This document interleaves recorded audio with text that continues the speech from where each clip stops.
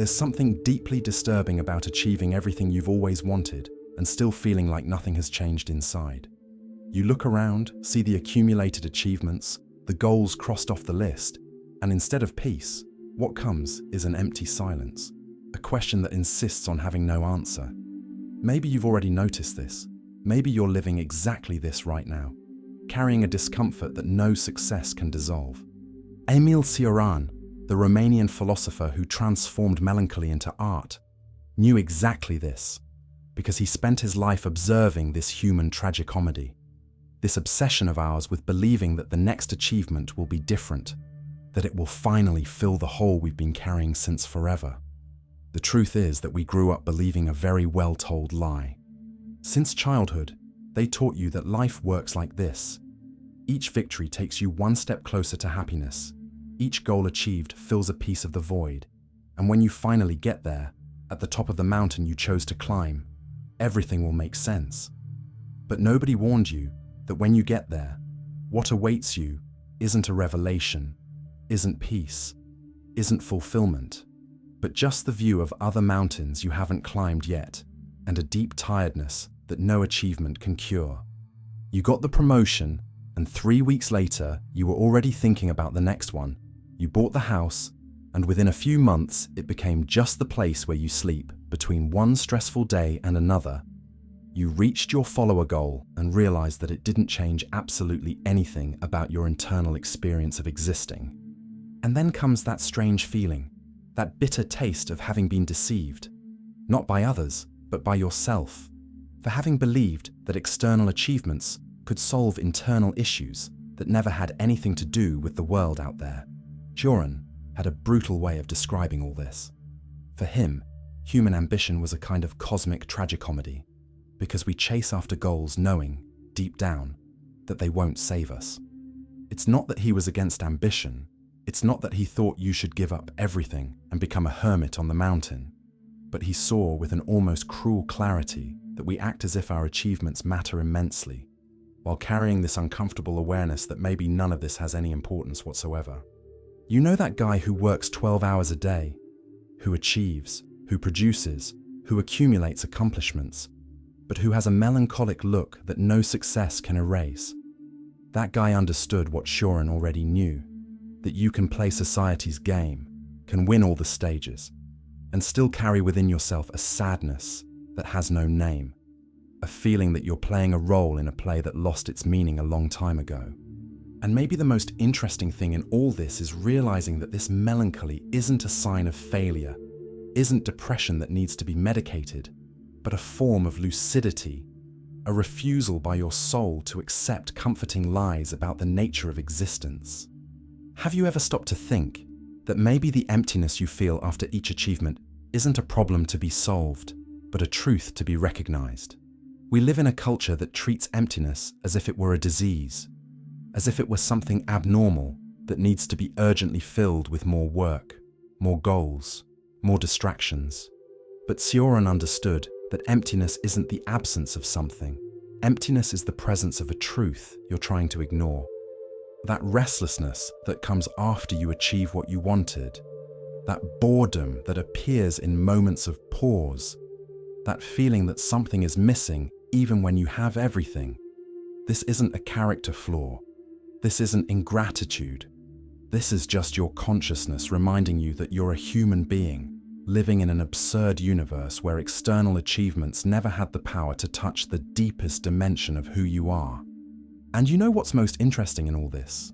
That boredom and restlessness are more honest states than the artificial euphoria of productivity.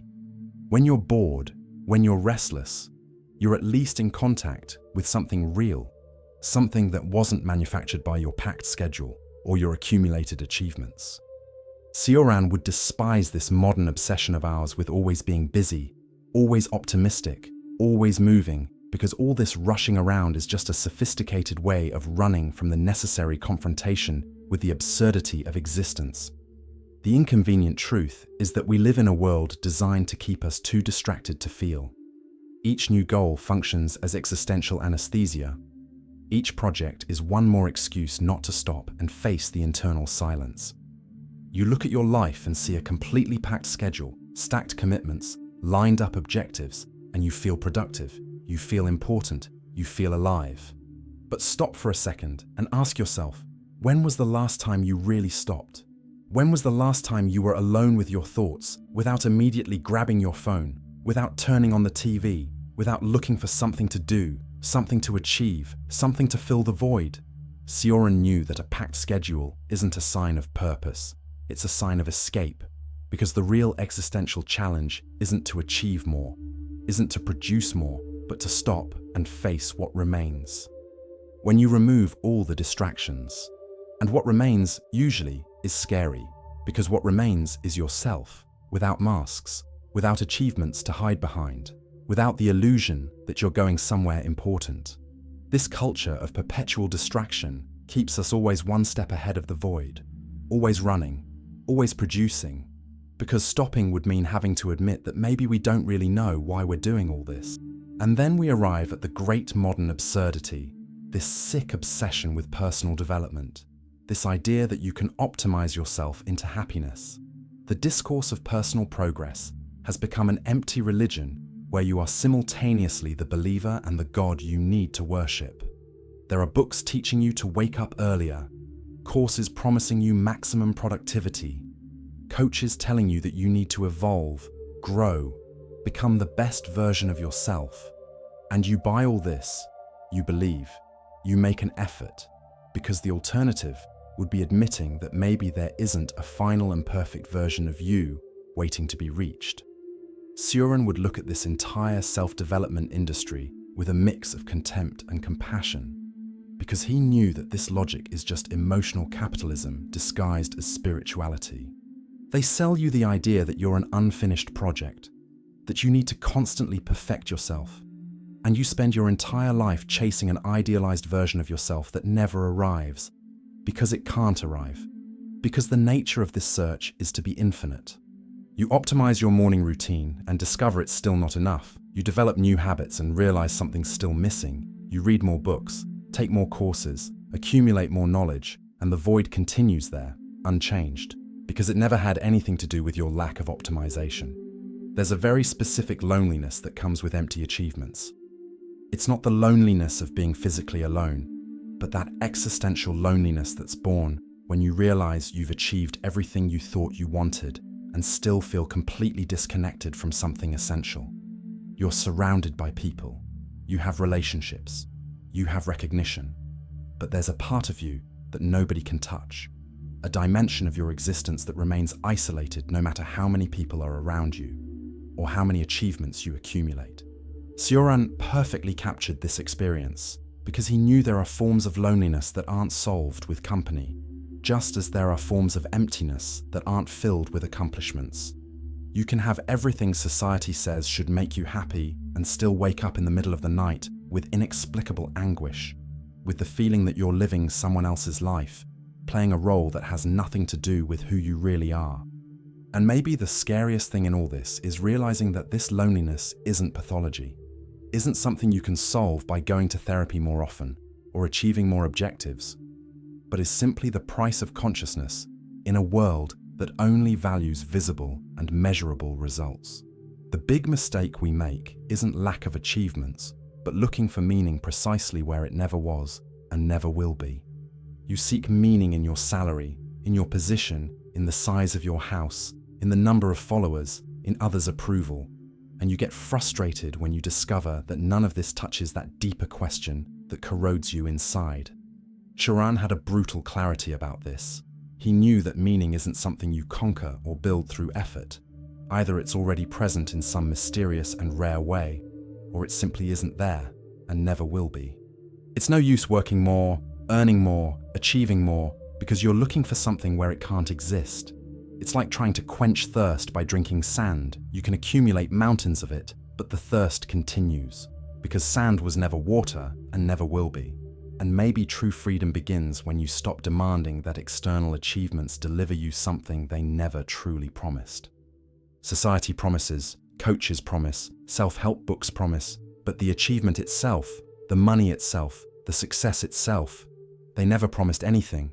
They've always been just what they are, things of the world, objects, situations, incapable of solving questions that belong to a completely different dimension of existence.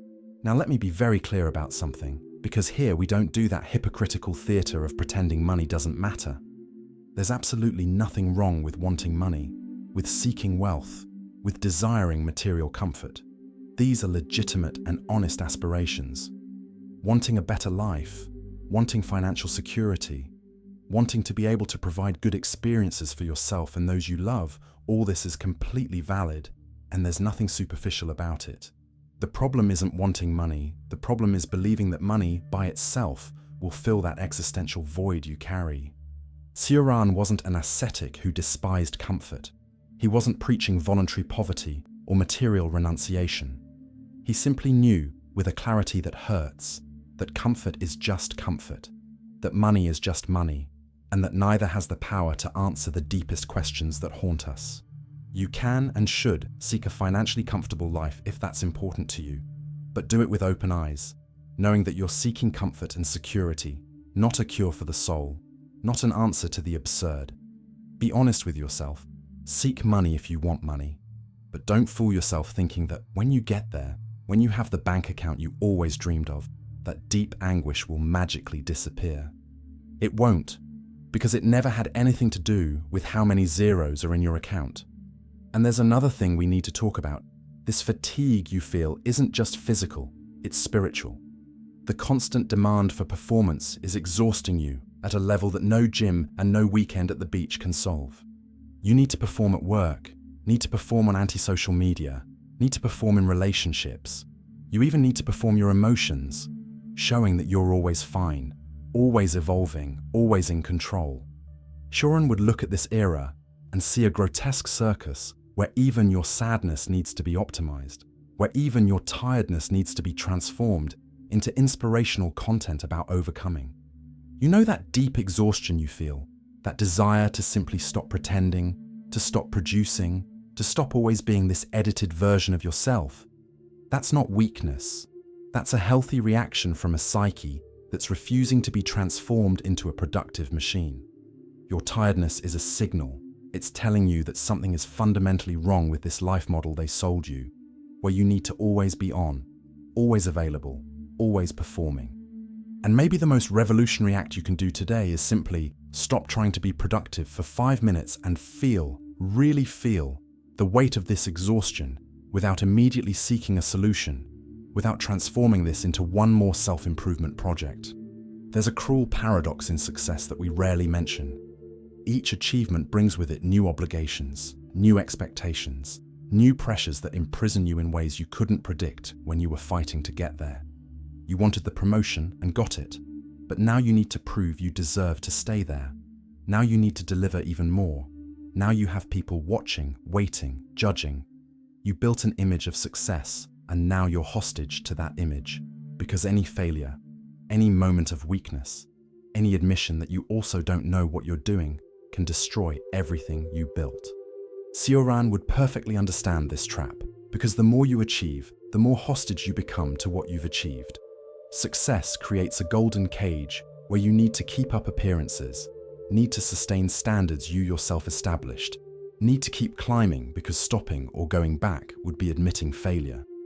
And suddenly you realize that that freedom you were seeking, that feeling that finally you'd have control over your life, it became just another, sophisticated form of slavery. You're no longer free. You're a prisoner of your own achievements, of the expectations they generated, of the persona you were forced to build to sustain them. And now comes the part nobody wants to hear, but that Cioran had the brutal courage to admit. Maybe nothing you do has ultimate importance. Maybe all your achievements, all your efforts, all your plans are just ways you found to keep yourself busy while time passes.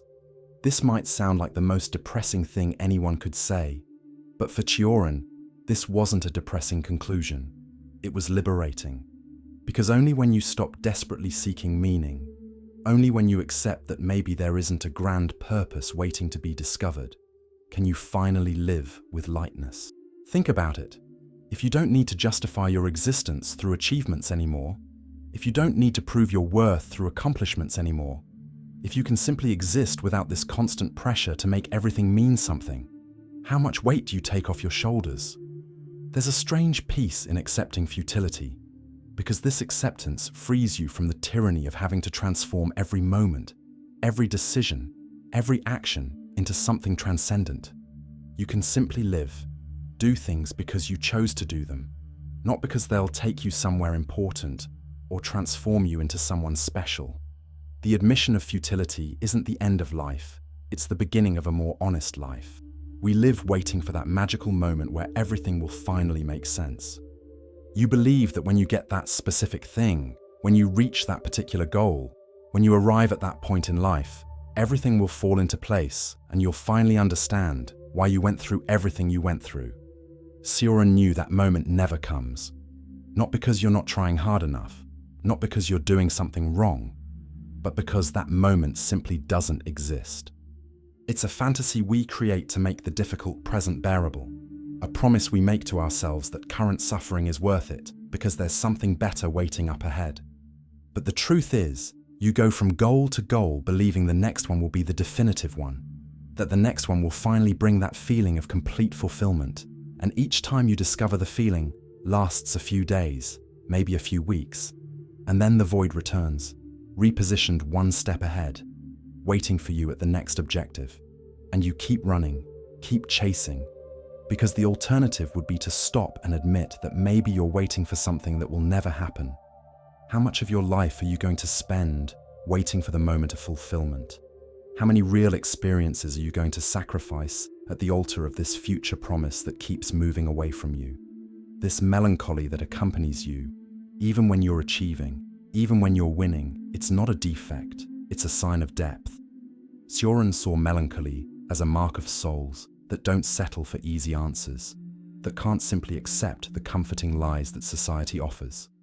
You feel this emptiness after each victory because you possess a more refined consciousness than the optimistic masses, because some part of you refuses to fake enthusiasm for achievements you know, deep down, are empty. And this should be honored, not medicated. Society will tell you you're depressed, that you need therapy, that you need to adjust your brain chemistry because it's not normal to feel melancholy when you should be happy with your success. But maybe the problem isn't you. Maybe the problem is a world that demands you fake constant enthusiasm for a game that's lost its meaning. Your melancholy is a form of emotional intelligence. It's telling you that you weren't made to passively accept everything they shove down your throat. It's telling you that you see beyond the comfortable illusions, and that has value, even if that value comes accompanied by a weight you'd rather not carry. And you know what's most interesting in all this? That society doesn't tolerate those who question the game. You can play badly, you can lose, you can fail miserably, but what you can't do is question whether it's worth playing. Speaking of questioning the game, click on the first pinned comment and discover if you can be one of those people who sees through the rules. Those who express doubts about the meaning of progress, who dare to ask if all this rushing really leads anywhere, they're immediately labeled as depressive, as defeatist, as failures trying to justify their incompetence. Cioran was a master at unmasking this social pressure because he knew the system needs you to believe, needs you to keep chasing, needs you to keep the illusion functioning. And true rebellion today isn't wearing different clothes or having controversial opinions. True rebellion is refusing to fake enthusiasm for goals you know are empty. It's looking at the pyramid they tell you to climb and asking, honestly, why should I care about reaching the top? It's having the courage to admit you don't see meaning in much of what people around you consider fundamental. And this puts you in a lonely and uncomfortable position, because you no longer fit into the automatic conversations about goals and achievements. You can no longer fake excitement about promotions and raises. You've become the annoying guy who questions too much, instead of simply accepting and moving forward. There's a paradox Cioran knew well, that seeing things clearly makes everything harder. He called this the inconvenience of existing, because the more you understand the empty nature of achievements, the harder it becomes to motivate yourself to achieve them. Lucidity has a high price in a society that functions based on collective illusion. If everyone around you is excited about their goals and you're the only one who sees the futility of it all, you become isolated, you feel displaced, You start wondering if it wouldn't be better to simply close your eyes and believe in the comforting lies like everyone else does. But here's the thing. Once you've seen, you can't unsee. Lucidity isn't a choice you can simply undo when it becomes inconvenient. You can fake it on the outside, can play the role of someone excited about their achievements, but inside you know, and this knowing accompanies you wherever you go. Cioran would say that the dangerous luxury of lucidity is worth more than a lifetime of comfortable self-deception, because at least you're living in contact with something real, something true, even if that truth is uncomfortable and offers you no consolation whatsoever. And there's this absurd pressure that you have to be happy, especially after achievements. You got something many people want, and if you're not radiant, if you're not celebrating, if you dare admit a certain indifference or even sadness, people look at you as if there's something profoundly wrong. Cioran would despise this modern emotional obligation, this idea that your emotions need to always be aligned with your external circumstances. Why the hell should you be euphoric just because you got a promotion? Why are you obligated to fake enthusiasm about achievements that, deep down, you know don't change anything about your essential experience of existing? Indifference or sadness after achievements can simply be emotional honesty, can just be you recognizing that it didn't touch the part of you that really matters. But modern society has transformed happiness into a moral obligation, into a duty you have to others and to yourself, and any deviation from this norm is immediately pathologized. You're not happy? You must be depressed. You're not excited about your success. You must have some psychological problem. And suddenly you're being pushed toward therapy, toward medication, toward one more form of adjustment and optimization, because the possibility that your emotions are simply honest and adequate to the absurd reality of existence, that possibility isn't even considered. But here's something that needs to be said, because completely abandoning achievements also doesn't solve the problem. You might think the solution is to drop everything, become a hermit, refuse all forms of ambition, and live a minimalist life of renunciation. And some people do this, and discover they've just traded one form of emptiness for another. Cioran knew the question isn't achieving or not achieving, but understanding that neither option fills the essential abyss. You won't find meaning accumulating achievements, but you also won't find meaning abandoning everything and running to the mountain. The void isn't in your external circumstances, it's in the very nature of conscious existence, and you can't escape it by changing your life situation. So there's no easy way out, there's no shortcut, there's no trick that solves it. Neither extreme success nor total abandonment save you from the absurdity of being alive and conscious in a universe that offers you no justifications. And maybe true wisdom isn't choosing one side or the other, but learning to inhabit this paradox, to live with the tension of continuing to do things, knowing they don't matter as much as you'd like them to matter. So what remains? If achievements don't bring meaning, if abandoning everything also doesn't solve it, if there's no magical moment of fulfillment waiting for you, what's left? Cioran would tell you that maybe you don't need an answer, that it's possible to live with dignity even without a clearly defined purpose, even without knowing why you're here or where you're going. He lived his entire life in this tension, writing about the void without ever seeking to fill it with optimistic philosophies or empty promises. And there was a strange form of freedom in that, a lightness that comes from stopping demanding that life makes sense, from accepting the absurd without trying to domesticate it with compensatory achievements or comforting narratives. You can simply exist, make your choices, live your days, without the pressure of transforming all this into something grand. You don't need a transcendent purpose. You don't need to leave a legacy. You don't need to prove anything to anyone. You can simply be here, now, with all the ambiguity and uncertainty that implies. And maybe there's more courage in that than in any achievement you can accumulate. If there's any achievement that might be worthwhile, maybe it's this, developing the capacity to see everything clearly and still not despair. Cioran achieved this, a brutal lucidity that didn't turn into destructive nihilism, that didn't push him into the abyss, but kept him in a kind of precarious balance between seeing the absurd and continuing to live. This is infinitely harder than any professional goal you can establish, because it requires you to simultaneously hold two contradictory truths: that nothing matters objectively, and yet you continue making your choices as if it mattered; that life has no inherent meaning, and yet you live it with a certain dignity and presence. The ultimate goal isn't to find meaning in achievements, isn't to fill the void with more and more accomplishments, but to cultivate a consciousness so refined that you can exist fully even knowing that none of this matters the way you'd like it to matter. That would be the true existential victory, not conquering the world, but conquering yourself to the point of no longer needing achievements to feel whole.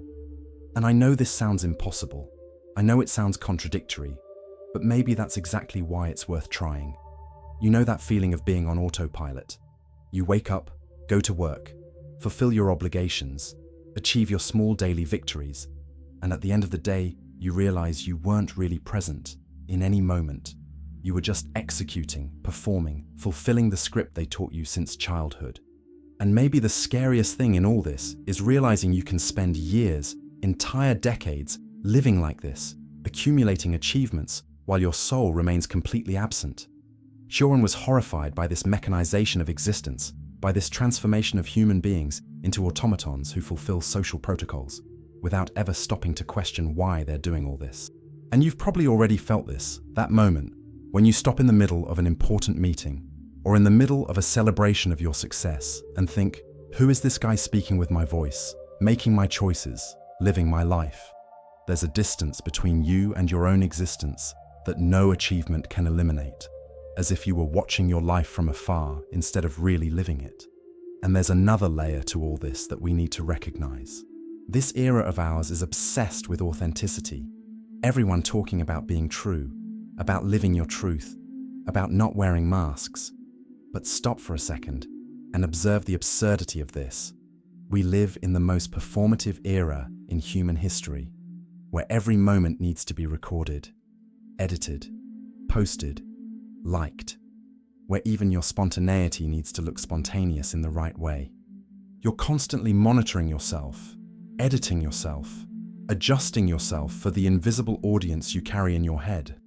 Cioran would laugh at this contradiction, at this desperate desire to be authentic in a world that has made any form of real authenticity impossible.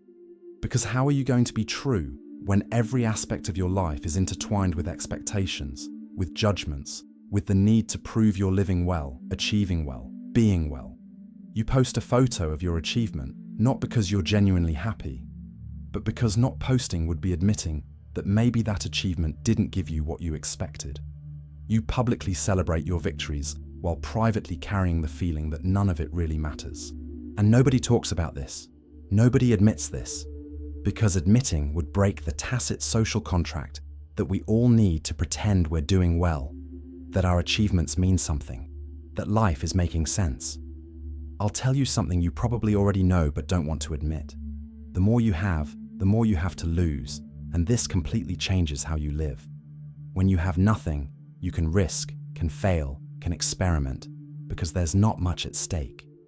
But when you build an empire of achievements, when you accumulate a reputation, a standard of living, expectations, every decision becomes heavy with the fear of loss. You no longer act out of curiosity or genuine desire.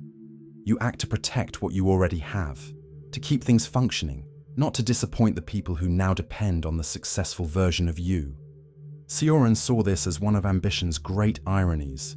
You work your whole life to build something and then spend the rest of your life prisoner to that construction, unable to move freely because any movement might make everything collapse. And suddenly you understand that that person you used to be, the one who dreamed big and risked everything, she died at some point along the way, replaced by this cautious administrator of achievements who has more fear of losing than desire to win. You became hostage to your own success, and the cage you built is so beautiful that nobody realizes it's a cage, not even you sometimes. Think about the strange relationship we've developed with time. When you were younger, you had the feeling there was infinite time ahead, that you could experiment with 1,000 different lives, that there was room to err, start over, completely change direction. But the more you achieve, the more you commit to a specific trajectory, and the harder it becomes to imagine a different life. You invested so much time, so much effort, so much of yourself in getting where you are, that the idea of throwing it all away and starting over seems not only impractical but absolutely insane. And then you're trapped, not by the success itself, but by the investment you've already made, by the time you've already spent, by the narrative you've already built about who you are and where you're going. Cioran would speak about the tyranny of past choices, how each decision you make closes future doors, how each achievement pushes you deeper into a path you might not have even consciously chosen, but that now completely defines who you can be. And there's something tragic in this, because you look back and see all those versions of you that could have existed, but didn't exist. All those lives you could have lived but didn't live, sacrificed at the altar of this one life you chose to pursue. And you'll never know if you chose right. You'll never be able to experiment with the alternatives. You only have this life you built, with all its empty achievements and unanswered questions. There's a truth that's hard to swallow about comparison. We live comparing all the time. It's inevitable. It's almost automatic. You look at who's ahead of you and feel inadequate. You look at who's behind and feel relieved, but also guilty for feeling relief. And every achievement is measured in relation to others. You don't just want to have success. You want to have more success than your colleague, than your childhood friend, than that guy from school everyone thought would go far. Cioran had a special contempt for this perpetual competition, because he saw that it transforms life into a game where you can never really win. There's always someone above. There's always someone with more. There's always another step to climb. And the worst part is that even when you achieve what you wanted, even when you finally surpass the people you used as reference, you don't feel the victory you expected. You just find a new set of people to compare yourself to, a new impossible standard to pursue. It's a race without a finish line, a competition where the prize is just the right to keep competing. And you spend your entire life in this cycle, measuring your worth by the inches you're ahead or behind other people who are as lost as you, who are also chasing empty achievements, who also wake up in the middle of the night with that feeling that something fundamental is missing. And here's something nobody prepares you to face: the moment when you realize your parents also didn't know what they were doing. You grew up believing they had the answers, that they knew the way, that if you followed their advice, eventually things would make sense. But then you reach the age they had when they gave you that advice and realize they were as confused as you are now, that they were also improvising, also pretending to be certain when in reality they weren't certain about anything. And this is simultaneously liberating and terrifying, because it means there's no secret manual they give you when you become a real adult. There's no moment when everything finally makes sense. There's no previous generation that really figured out how to make this work. Everyone is kind of making it up as they go, achieving things because that's what you do, moving forward because stopping would mean having to admit you don't know where you're going. Cioran would have appreciated this discovery, this moment of disillusionment where you realize all of humanity is a crowd of blind people guiding blind people, each one pretending they can see the path while stumbling in the dark. And maybe there's a certain comfort in that, knowing you're not the only one who's lost, that everyone is carrying their own doubts and anguishes beneath the facade of certainty they present to the world. Let's talk about relationships for a second, because this also connects with everything we're discussing. You've probably already noticed that your achievements profoundly affect how people relate to you. When you're rising, everyone wants to be close. Everyone has advice, offers, invitations. But there's a strange loneliness in success, because you never know if people are really interested in you or just in the successful version of you, in your usefulness, in the doors you can open for them.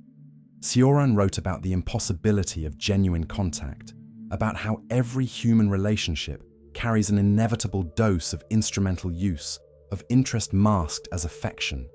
And you feel this. You feel the difference between how people treated you before and how they treat you now. And this contaminates even the closest relationships with a doubt you can't completely eliminate. Does she love me or love the lifestyle I provide? Is he really my friend, or does he just like being associated with my success? And you can't ask these questions out loud because they sound paranoid, ungrateful, but they're there, corroding the foundation of every connection you have. And maybe the truth is there's no relationship completely pure of interest, that all human affection carries some degree of mutual utility.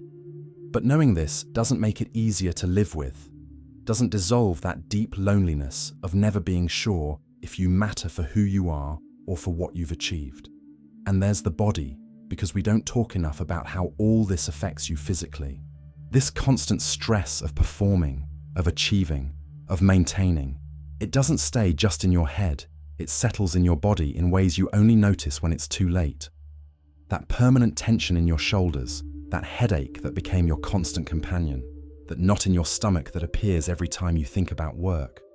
Cioran had a complex relationship with the body, saw it as burden, but also as brutal reminder of our material condition, of the impossibility of completely transcending through mental or spiritual achievements.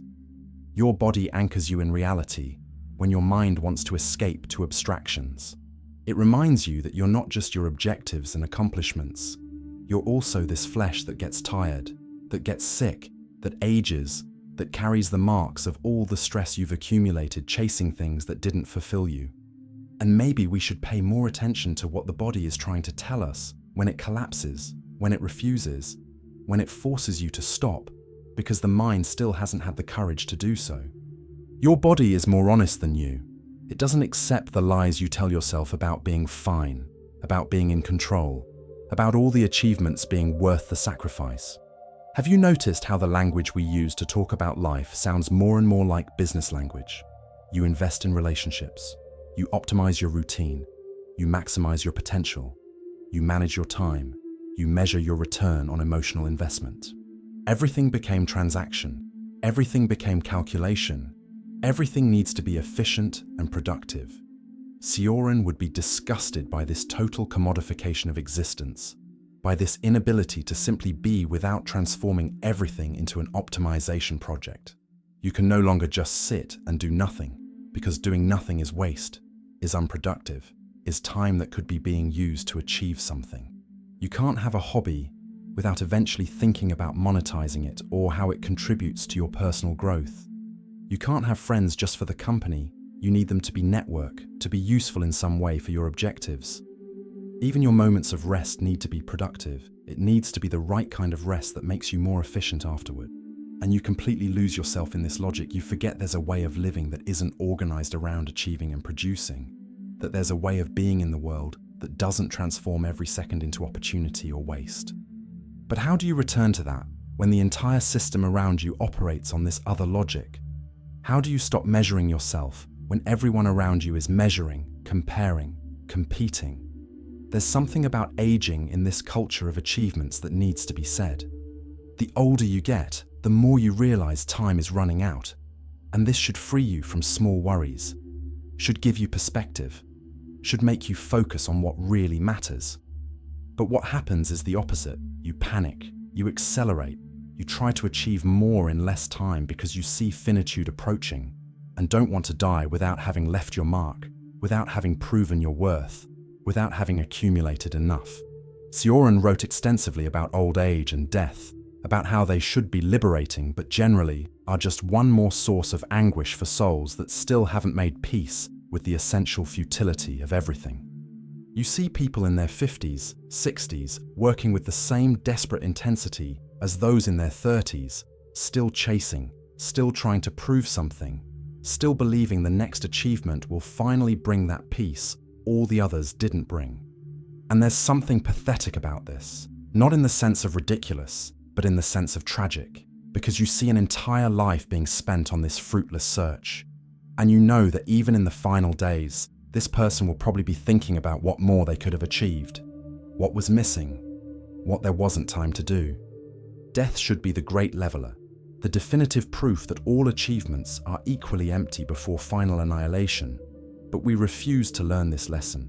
We continue acting as if it were possible to accumulate enough to transcend mortality. And this leads me to think about legacy, this modern obsession with leaving something behind. You want to be remembered, want to have mattered, want to know your life had an impact that survives your death. But Cioran had a brutal view on this. He knew that on the scale of cosmic time, even the greatest legacies are just temporary dust. all achievements, all accomplishments, all monuments that humanity has erected will eventually disappear as if they never existed. And this isn't pessimism, it's just physics. It's just the reality of living in a universe where nothing is permanent. So you build your empire, leave your mark, conquer everything you can conquer, and in a few generations, nobody will remember your name. In a few centuries, nobody will know you existed. In a few millennia, even the records of your existence will have disintegrated. And you can react to this with despair, trying to build ever larger legacies. Or you can react with a kind of perverse relief, understanding that if nothing lasts, then you're free from the pressure of having to leave something important behind. You can simply live your life, make your small choices, exist in your corner of the universe for a few years, and then disappear, and it's all okay, because eventually everyone disappears.